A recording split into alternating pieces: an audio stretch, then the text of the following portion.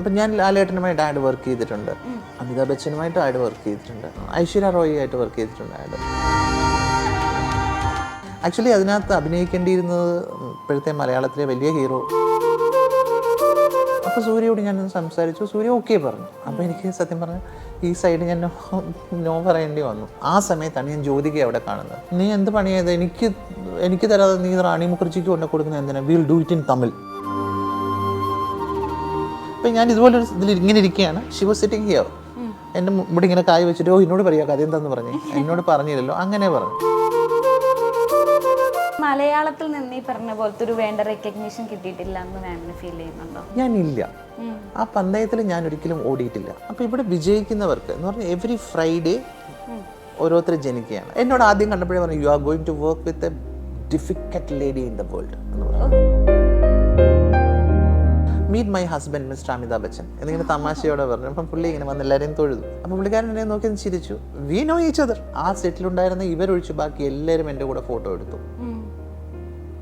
അയ്യോ, അപ്പം എനിക്ക് ഭയങ്കര ഒഫൻഡായി, ഞാൻ തെറ്റ് ചെയ്ത പോലെ ഒരു ഫീൽ എനിക്ക് തോന്നി. ലാലേട്ടൻ്റെ കൂടെ ഞാൻ മലബാർ ഗോൾഡ് ചെയ്തപ്പം ഞാൻ ഒഴിച്ച് ബാക്കി എല്ലാവരും പുള്ളിയുടെ കൂടെ ഫോട്ടോ എടുക്കുന്നതാണ് തോന്നുന്നത്. അപ്പം നസ്രിയെ ഞാനും കൂടെ ഒരു സ്റ്റില്ലില്ല. ലൈം ലൈറ്റ് നിൽക്കണമെന്നുണ്ടെങ്കിൽ, ഇതൊരു പ്രൊഫഷൻ ആക്കണമെന്നുണ്ടെങ്കിൽ you have to promote your self.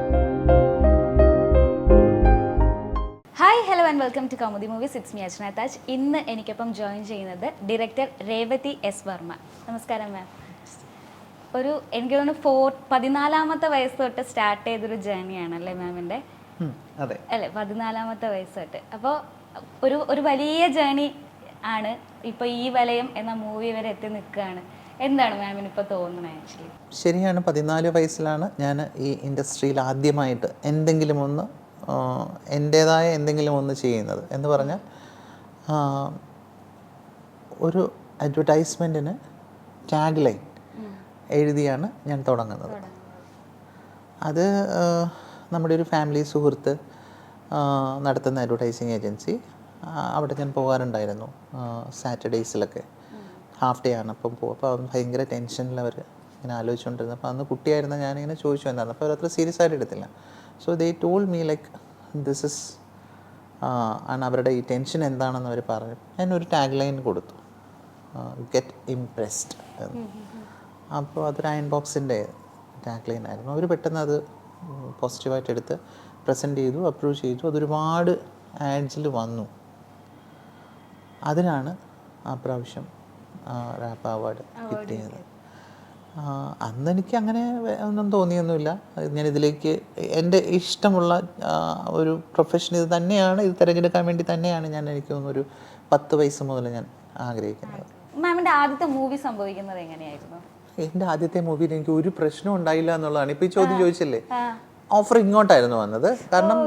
കാരണം ഇത് ഞാൻ ഒരുമാതിരി സൗത്ത് ഇന്ത്യയിലെ എല്ലാ ഹീറോയിൻസിൻ്റെയും ഹീറോസിൻ്റെ ഒക്കെ കൂടെ വർക്ക് ചെയ്തിട്ടുണ്ട് ആഡിൽ. അപ്പോൾ വൺസ് എൻ്റെ ഫസ്റ്റ് പടം ഞങ്ങൾ പ്ലാൻ ചെയ്തത്, ആ കഥ അറിയാവുന്നത് കൊണ്ട് ഒരു പ്രൊഡ്യൂസർ ഒരു സ്റ്റുഡിയോ വർക്ക് ചെയ്യാമെന്ന്, അതൊരു ഫ്രണ്ടായിരുന്നു അവിടെ വർക്ക് ചെയ്തിരുന്നത്. അപ്പം അവർ റെഡിയാണ്, നമുക്ക് വർക്ക് ചെയ്യാമെന്ന് പറഞ്ഞു. അത് ജയാ ബച്ചനും എനിക്ക് തോന്നുന്നു ജയാ ബച്ചനും റാണി മുഖർജിയും കാസ്റ്റ് ചെയ്തിട്ട് ചെയ്യാം, ഹിന്ദിയിൽ ചെയ്യാമെന്ന് പറഞ്ഞു. കൂടുതലും ഈ സൗത്ത് ആഡ്സിനേക്കാളും ഏജൻസി നോർത്ത് ആഡ്സ് ആയിരുന്നു ഞാൻ കൂടുതൽ ചെയ്തുകൊണ്ടിരുന്നത്, ഹിന്ദി സൈഡായിരുന്നു. അപ്പോൾ അവിടെ എനിക്ക് കുറച്ച് ആൾക്കാരെയൊക്കെ കൂടുതലും എനിക്ക് പരിചയമുണ്ട്. അപ്പോൾ അങ്ങനെ ചെയ്യാം, ഈ കഥ നല്ലതാണെന്ന് പറഞ്ഞു. ഐ എം നോട്ട് സീരിയസ് ആ സമയത്ത്. അത് കഴിഞ്ഞതിന് ശേഷം ജ്യോതിക അടുത്ത് ഒരു ഞങ്ങൾ കമേർഷ്യൽ വർക്ക് ചെയ്തിട്ടുണ്ട്. അപ്പം ഞാൻ ഈ മീറ്റിങ്ങിന് വേണ്ടി സൺ ആൻഡ് സൺ എന്ന് പറഞ്ഞ ബോംബെയിലെ ഹോട്ടലിൽ പോയിട്ട് അതിനുവേണ്ടി അവിടെ AB കോർപ്പിൽ പോയി മീറ്റ് ചെയ്യാൻ വേണ്ടി പോകാൻ ആ സമയത്താണ് ഞാൻ ജ്യോതികയെ അവിടെ കാണുന്നത്. ജ്യോതിക എന്താ എവിടെയെന്ന് ചോദിച്ചപ്പോഴാണ് ഞാൻ ഇങ്ങനെ ഒരു കാര്യത്തിനാണ് വന്നതെന്ന് വെച്ചപ്പോൾ, പാലി ഹിൽസിൽ എൻ്റെ വീട്ടിൽ വരും, എന്താ ഇവിടെ വന്നിട്ട് എന്നെ വിളിക്കാത്തതെന്നൊക്കെ ചോദിച്ചു. അപ്പോൾ സോ ഐ വെന്റ് ദേർ. അപ്പോൾ ഒരു ഗേൾ ഒരു കണക്ഷൻ എപ്പോഴും വർക്ക് ചെയ്യുന്ന ആൾക്കാരുമായിട്ട് ഉണ്ടാവുമല്ലോ, ആ ഒരു ഫ്രണ്ട്ഷിപ്പ് ഉണ്ടാവുമല്ലോ നമ്മൾ വർക്ക് ചെയ്ത് പോകുമ്പോൾ. അപ്പം ഞാൻ അവരുടെ വീട്ടിൽ പോയി പാലി ഹിൽസിൽ. അപ്പോൾ എന്താണ് കഥ എന്നൊക്കെ പുള്ളിക്കാരി ചോദിച്ചു. അപ്പം ഷീസ് ലൈക്ക് വെരി ഫ്രണ്ട്ലി. ഒരു വീട്ടിലൊക്കെ ചെല്ലുമ്പം ലൈക്ക് നോട്ട് ഒരു ഹീറോയിൻ ബിഹേവ് ചെയ്യുന്ന രീതിയിലല്ല, ജോയ്പ്രിൻ ബിഹേവ് ചെയ്യുന്ന ഭയങ്കര നോർമലിയാണ് പുള്ളിക്കാരി. അപ്പം ഞാൻ ഇതുപോലൊരു ഇതിൽ ഇങ്ങനെ ഇരിക്കുകയാണ്, ഷി വാസ് സിറ്റിംഗ് ഹിയർ. എൻ്റെ ഇവിടെ ഇങ്ങനെ കായ് വെച്ചിട്ട്, എന്നോട് പറയാ കഥ എന്താന്ന് പറഞ്ഞു, എന്നോട് പറഞ്ഞില്ലല്ലോ, അങ്ങനെ പറഞ്ഞു. അപ്പോൾ I just told that story. എന്നെ പെട്ടെന്ന് പുള്ളിക്കാരി കണ്ണൊക്കെ നിറഞ്ഞിട്ട് പറഞ്ഞു, നീ എന്ത് പണിയായത്, എനിക്ക് തരാതെ നീ റാണി മുഖർജിക്ക് കൊണ്ട് കൊടുക്കുന്നത് എന്തിനാ, will do it in Tamil എന്ന് പറഞ്ഞു. ഞാൻ പറഞ്ഞു I don't have any producer in Tamil, ആ പ്രൊഡ്യൂസറൊക്കെ നമുക്കുണ്ടാവും, നീ തമിഴ് ചെയ്യാം, അങ്ങനെ പറഞ്ഞു. So I cancel that. അവളെന്നെ കൊണ്ട് ക്യാൻസൽ ചെയ്യിപ്പിച്ചു അവിടുത്തെ, അത് ജോ എന്നെ കൊണ്ട് ക്യാൻസൽ ചെയ്യിപ്പിച്ചിട്ടാണ് we came back to Chennai. അപ്പോഴും ഞാൻ സീരിയസ് ആയിരുന്നില്ല. നീ എന്താ വരാത്തതെന്ന് ചോദിച്ച് പുള്ളിക്കാരി വീണ്ടും വിളിച്ചു. I want to do it എന്ന് പറഞ്ഞാൽ അങ്ങനെയാണ് ആ പടം സ്റ്റാർട്ട് ചെയ്യുന്നത് തന്നെ. പിന്നെ ഖുഷ്ബുവിനോട് ഡിസ്കസ് ചെയ്തു, സരിതയെ കൊണ്ടുവന്നു, ഇവിടുന്ന് ബിജുമേനോനെ കൊണ്ടുപോയി. Biju Menon substitute of some other ആർട്ടിസ്റ്റാണ് ആക്ച്വലി അതിനകത്ത് അഭിനയിക്കേണ്ടിയിരുന്നത് ഇപ്പോഴത്തെ മലയാളത്തിലെ വലിയ ഹീറോ പൃഥ്വിരാജാണ്. പൃഥ്വിരാജിനോട് സംസാരിച്ചിരുന്നു, മല്ലിക ആൻറ്റിയോട് സംസാരിച്ചിരുന്നു, അന്ന് റെമ്യൂണറേഷനൊക്കെ സംസാരിച്ചു, എല്ലാം കഴിഞ്ഞു. അപ്പം ജ്യോതിക പെട്ടെന്ന് പറഞ്ഞു, പൃഥ്വിരാജ് ഇവിടെ സ്റ്റാർട്ടിങ് ആണ്, അപ്പോൾ ജ്യോതിക പറഞ്ഞു നമുക്ക് സൂര്യയെ കൊണ്ട് തന്നെ ചെയ്യിക്കാം ആ ക്യാരക്ടർ, സൂര്യ ചെയ്യും, അത് രേവതി പറഞ്ഞാൽ മതി. അപ്പം ഞാനും സൂര്യയുമായിട്ടും അടുപ്പമുണ്ട്, മീൻസ് നമ്മളവിടെ കാണാറുണ്ട് കോമൺ ആയിട്ട്. രേവതി പറഞ്ഞാൽ മതി, ഇത് നരേറ്റ് ചെയ്താൽ സൂര്യ ചെയ്യും, സൂര്യക്ക് ഇങ്ങനത്തെ സബ്ജക്ട്സിനോടൊക്കെ വലിയ ഇഷ്ടമാണ് എന്ന് പറഞ്ഞു. അപ്പോൾ സൂര്യയോട് ഞാൻ സംസാരിച്ചു, സൂര്യ ഓക്കെ പറഞ്ഞു. അപ്പോൾ എനിക്ക് സത്യം പറഞ്ഞാൽ ഈ സൈഡ് ഞാൻ നോ പറയേണ്ടി വന്നു, ബിക്കോസ് ഓഫ് ജ്യോതിക ഇങ്ങനെ പറഞ്ഞു. അതിനകത്ത് അന്ന് ആര്യ എന്നിപ്പോൾ പറയുന്ന അന്ന് ജംഷദ് ആയിരുന്നു. Jamshad use to come to me and wanted to work in that movie. അന്ന് പുള്ളി വന്ന് തുടങ്ങുന്നേ ഉള്ളൂ. അപ്പം അങ്ങനെയാണ്. പക്ഷേ സൂര്യയെ സംബന്ധിച്ചുകൊണ്ട് എപ്പോഴും പ്രൊഡ്യൂസേഴ്സിന് ഈ പറഞ്ഞ പോലെ മാർക്കറ്റാണല്ലോ നോക്കുന്നത്. ബിഗ് ഒരു ആർട്ടിസ്റ്റാണ് സൂര്യ എന്ന്. അങ്ങനെ സൂര്യ വന്നു, അങ്ങനെയാണ് അതങ്ങ് ഈസി ആയിട്ട് അതങ്ങ് പോയി. പക്ഷേ അതിന് കുറച്ച് പ്രശ്നങ്ങൾ അന്ന് ഈ ഖുഷ്ബുവിൻ്റെ ഒരു ഇൻ്റർവ്യൂവുമായിട്ട് ബന്ധപ്പെട്ട് കുറച്ച് കോൺട്രവേഴ്സറീസ് ഉണ്ടായി, പൊളിറ്റിക്കൽ ഉണ്ടായി. പക്ഷെ മൂവിയിൽ അപ്പോൾ അത് കുറച്ച് വലിയ ഇഷ്യൂസ് ഉണ്ടായി, വലിയ ഇഷ്യൂസൊക്കെ ഉണ്ടായി, വലിയ എവറി ഡേ ഇറ്റ് ഇസ് ന്യൂസിലൊക്കെ വന്ന്. പക്ഷെ that is good for movie actually. ഇപ്പോൾ ഈ എമ്പുരാൻ പറഞ്ഞ മൂവിക്ക് വന്ന പോലെയൊക്കെ, അല്ലെങ്കിൽ ഇപ്പോൾ ഒരു മൂവി ജാനകി പേര് പറഞ്ഞ ഒക്കെ വരുന്ന പോലെ, ആ മൂവി ഇതിനായിട്ട് റിലേറ്റഡ് അല്ലെങ്കിലും they dragged it into that ആ മൂവി അതിനകത്തേക്ക്. പക്ഷെ അത് ഗുണം ചെയ്തു ആ മൂവിക്ക്. ഇപ്പം മാമിന് മലയാളത്തിൽ നിന്ന് ഈ പറഞ്ഞ പോലത്തെ ഒരു വേണ്ട റെക്കഗ്നീഷൻ കിട്ടിയിട്ടില്ല എന്ന് മാമിന് ഫീൽ ചെയ്യുന്നുണ്ടോ? അല്ല, അങ്ങനെ റെക്കഗ്നീഷൻ കിട്ടാനും മാത്രം ഞാനൊരു വലിയ ഡയറക്ടറൊന്നും അല്ലല്ലോ മലയാളത്തില്. അപ്പൊ മലയാളത്തിലല്ല, ഞാൻ എതിർക്കാൻ വരുമായിരുന്നു ഇത്രയും നല്ല മൂവി. അല്ല, അങ്ങനെ പറയാൻ പറ്റില്ല. കാരണം സിനിമ എന്ന് പറയുന്നത് ഒരു ബിസിനസ്സാണ്, അതൊരു കച്ചവടമാണ്, ആർട്ടാണ്, കച്ചവടമാണ്. അപ്പോൾ ഇവിടെ വിജയിക്കുന്നവർക്ക് എന്ന് പറഞ്ഞാൽ എവറി ഫ്രൈഡേ ഓരോരുത്തർ ജനിക്കുകയാണ്. Director, actor, heroine, hero, actors, ഇങ്ങനെ ജനിക്കുകയാണ്. ഫ്രൈഡേ ആണ് ഡിസൈഡ് ചെയ്യുന്നത്. എവറി ഫ്രൈഡേ ആണ് ഈ ജനനം ഉണ്ടാകുന്നത്. അപ്പോൾ കറണ്ടിൽ ആര് സക്സസ് ആകുന്നു, എല്ലാവരും അങ്ങനെ ഇതൊരു റേസ് കോഴ്സ് പോലെയാണ്. നന്നായി ഓടുന്ന കുതിരയ്ക്ക് ആൾക്കാർ പോയി ബെറ്റ് വെക്കും എന്ന് പറയുന്ന പോലെയാണ്. ഈ സക്സസ് ആകുന്നവരുടെ പുറകെ ആൾക്കാർ പോവുള്ളൂ. ഇന്നലെ സക്സസ് കൊടുത്തോ, അവർക്ക് ഭയങ്കര ടാലൻറ്റഡ് ആണോ, ഇവർ ന്യൂയോർക്ക് ഫിലിം ഇൻസ്റ്റിറ്റ്യൂട്ടിൽ പോയി പഠിച്ചിട്ടുണ്ടോ, ഇതൊന്നും ഇവിടെ മാറ്റർ അല്ല. ഒരു എക്സ്പീരിയൻസും ഇല്ലെങ്കിൽ പോലും ഇവിടുത്തെ ഒരു മാർക്കറ്റബിൾ ആയിട്ടുള്ളൊരു ഹീറോയ്ക്ക് ഒരു കഥ ഇഷ്ടപ്പെട്ടാൽ that moment that fellow become A director. അയാൾക്ക് എന്ത് എക്സ്പീരിയൻസ് ഉണ്ടെന്ന് നോബഡി വിൽ ആസ്ക്, ബിക്കോസ് ആ ആക്ടറിൻ്റെ പുറത്താണ് ആ പടം വിറ്റു പോകുന്നത്. മനസ്സിലായില്ലേ? അപ്പം അതിൽ നഷ്ടം സംഭവിക്കാം, ചിലപ്പോൾ അത് സക്സസ് ആകാം, അങ്ങനെയാണ് പോകുന്നത്. ആ ഒരു റാറ്റ് റേസിൽ, റാറ്റ് റേസ് എന്ന് ഞാൻ പറയണ്ട, ആ ഒരു ഹോഴ്സ് റേസിൽ ഞാനില്ല. ആ പന്തയത്തിൽ ഞാൻ ഒരിക്കലും ഓടിയിട്ടില്ല. ഞാൻ ആ പന്തയത്തിന് വേണ്ടി എവിടെയും ആരെയും കാണാൻ പോയിട്ടില്ല. മാഡ് ഡാഡ് എന്ന് പറഞ്ഞ സിനിമ കഴിഞ്ഞപ്പോൾ അടുത്ത സ്ക്രിപ്റ്റുകളുമായിട്ടൊക്കെ പല ആർട്ടിസ്റ്റിൻ്റെ അടുത്തൊക്കെ പോയിരുന്നു. അപ്പോൾ ഈ പറഞ്ഞ പോലെയാണ്, അത് ചാനലിലത് സൂപ്പർ ഡൂപ്പർ ഹിറ്റായിരുന്നു. ഇപ്പോഴും അത് വരുന്നുണ്ട് ചാനലിൽ. അപ്പം ഞാൻ സൂര്യയിൽ എൻ്റെ ഒരു സുഹൃത്തിനോട് ചോദിച്ചു, ഇതിങ്ങനെ ഇടയ്ക്കിടയ്ക്കിട്ട് എന്നെ ഇങ്ങനെ വിഷമിപ്പിക്കരുതേ എന്ന് പറഞ്ഞപ്പോൾ നല്ല TRP ആണ്, അതാണ് എൻ്റെ വിഷമം എന്ന് ഞാൻ പറഞ്ഞു. അപ്പോൾ അങ്ങനെ വരുന്ന ഒരു അവസരത്തിൽ പിന്നെ വെച്ചാൽ നമ്മൾ ഒരു സർക്കിൾ ഉണ്ടാവണം. ഇപ്പം ജ്യോതിക ആ പടത്തിൽ അഭിനയിച്ചു, ജ്യോതികയ്ക്ക് നല്ല നെയിം കിട്ടി, എനിക്ക് അവാർഡ് കിട്ടി, അങ്ങനെയൊക്കെ പല കാര്യങ്ങളും അതിനകത്ത് ഉണ്ടായെങ്കിലും എൻ്റെ ഒരു രീതി വെച്ചിട്ട് ഞാൻ ആരുമായിട്ടും പിന്നീട് ഭയങ്കര എന്ന് വെച്ചാൽ ഒരു ആക്ടർ, ഫിലിം ആക്ട്രസ്, ഇപ്പം ഞാൻ ലാലേട്ടനുമായിട്ട് ആഡ് വർക്ക് ചെയ്തിട്ടുണ്ട്, അമിതാഭ് ബച്ചനുമായിട്ട് ആഡ് വർക്ക് ചെയ്തിട്ടുണ്ട്, ഐശ്വര്യ റോയി ആയിട്ട് വർക്ക് ചെയ്തിട്ടുണ്ട്, ആഡ് ഷാറുഖ് ഖാനുമായിട്ട് വർക്ക് ചെയ്തിട്ടുണ്ട് കമേഴ്ഷ്യൽ, സച്ചിൻ തെണ്ടുൽക്കറുമായിട്ട് വർക്ക് ചെയ്തിട്ടുണ്ട്. വർക്ക് ചെയ്യുമ്പം ഓക്കെ, ഫ്ലോറിൽ I am doing my job as a director, I direct them, say bye and go. ഞാൻ പിന്നീട് ഒരിക്കലും ഞാനതങ്ങനെ നിലനിർത്തി. എൻ്റെ ഒരു വിചാരത്തിൽ അവരൊരുപാട് തിരക്കുള്ള ആൾക്കാരാണ്. പോയിട്ട് അവരെ ഇങ്ങനെ പിന്നെ അവരെ ഇമ്പ്രസ് ചെയ്യാനായിട്ടുള്ള ടെക്നിക്സ് അവരുടെ അടുത്ത് പോയി ഇങ്ങനെ ആ ഒരു ഗ്യാങ്ങിലേക്ക് പോവുക, അവരോട് കുപ്പം ഇരിക്കുക, പിന്നെ അവരുമായിട്ട് ഇങ്ങനെ വിസിബിലിറ്റി ഉണ്ടാക്കുക. എനിക്കത് അറിയില്ല. ഞാൻ അങ്ങനെ ഒരു കംഫർട്ടബിൾ അതെനിക്കൊരു കംഫർട്ടബിളായിട്ട് തോന്നാറില്ല. എനിക്കതാണ് ഇഷ്ടം. പക്ഷേ ഈ ഫീൽഡിൽ നിൽക്കുമ്പോൾ അങ്ങനെ കോണ്ടാക്ട് കീപ്പ് ചെയ്യണ്ടേ? മാമിന് എപ്പോഴെങ്കിലും അതൊരു ഇതായിട്ട് തോന്നിയിട്ടുണ്ട്? സിനിമയിൽ എനിക്ക് ഈ പറഞ്ഞ അങ്ങനെ ഒരു ഈ സ്റ്റാർ സ്റ്റഡഡ് ബന്ധങ്ങളുണ്ടല്ലോ, നമുക്ക് സെൽഫി എടുക്കാം. ഞാൻ സത്യം പറഞ്ഞാൽ AB കോർപ്പിൽ പടം ചെയ്യാൻ ചെന്നപ്പോൾ പിന്നെ എംബ്രാസ് ചെയ്തൊരു സിറ്റുവേഷൻ ഉണ്ടായി. ഞങ്ങളെല്ലാവരും കൂടെ എൻ്റെ costume designer now she is an MLA in Bengal. അവർ കോസ്റ്റ്യൂം ഡിസൈനറായിരുന്നു. അന്ന് അവരാണ് എൻ്റെ പടത്തിന് ചെയ്തത്. അപ്പോൾ പുള്ളിക്കാരി അഗ്നിമിത്ര പോൾ വന്നു. അപ്പോൾ അവർ ഭയങ്കര ഫാനാണ് ജയാ ബച്ചൻ്റെ. അപ്പോൾ അവർക്ക് ഭയങ്കര നെർവസ് ആകണം. പുള്ളിക്കാരി പ്രത്യേകം ഡിസൈൻ ചെയ്തൊരു സാരിയൊക്കെ ആയിട്ടാണ് വന്നിരിക്കുന്നത്. അങ്ങനെ ഞങ്ങൾ ആദ്യമായിട്ട് ജയാ ബച്ചൻ, അപ്പം ഞാൻ എന്നും അവിടെ പോകുന്നതാണ്, ഞാൻ ജയാജി ഇടയ്ക്കിടയ്ക്ക് കാണുന്നതാണ്. അപ്പം അവിടെ ചെന്നു, ജയാജി വന്നു, ഈ ഡ്രസ്സൊക്കെ പറഞ്ഞു. പുള്ളിക്കാരി ചിലതൊക്കെ മാറ്റി, ചിലതൊക്കെ പുള്ളിക്കാരി ഭയങ്കര സ്ട്രോങ് ആണ്, എപ്പോഴും ഭയങ്കര അങ്ങനത്തെ ഒരു ലേഡിയാണ്. ഭയങ്കര സ്ട്രോങ് ആണ്. എന്നോട് ആദ്യം കണ്ടപ്പോഴേ പറഞ്ഞു, you are going to work with a difficult lady in the world എന്ന് പറഞ്ഞു. അപ്പോൾ എന്നിട്ട് ചിരിച്ചോണ്ട് പറഞ്ഞു, എനിക്കൊരു കോഫി എനിക്ക് നല്ലൊരു ഫിൽറ്റർ കോഫി തന്നാൽ മതി, ഞാൻ കൂളാവുമേ എന്നും കൂടെ പറഞ്ഞു പുള്ളിക്കാരി. Means she love filter coffee, vada, ഇഡ്ഡലിയൊക്കെ.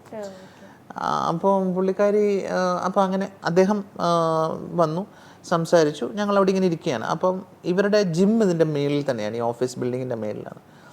പെട്ടെന്ന് അമിതാഭ് ബച്ചൻ അവിടേക്ക് ഇങ്ങനെ കയറി വന്നു. അപ്പം പുള്ളിക്കാരി ചിരിച്ചുകൊണ്ട് പറഞ്ഞു, meet my husband mister Amitabh Bachchan എന്നിങ്ങനെ തമാശയോടെ പറഞ്ഞു. അപ്പം പുള്ളി ഇങ്ങനെ വന്ന് എല്ലാവരെയും തൊഴുതു. അപ്പം ഞാൻ പതുക്കെ എണീറ്റപ്പം ഡയറക്ടർ സാഹിബ്, ഹിന്ദിയിൽ പറഞ്ഞു, ഡയറക്ടർ സാഹിബ് ഉണ്ടല്ലോ ഇവിടെ എന്ന് പറഞ്ഞു. ഞാൻ ഇത് ചെയ്തു.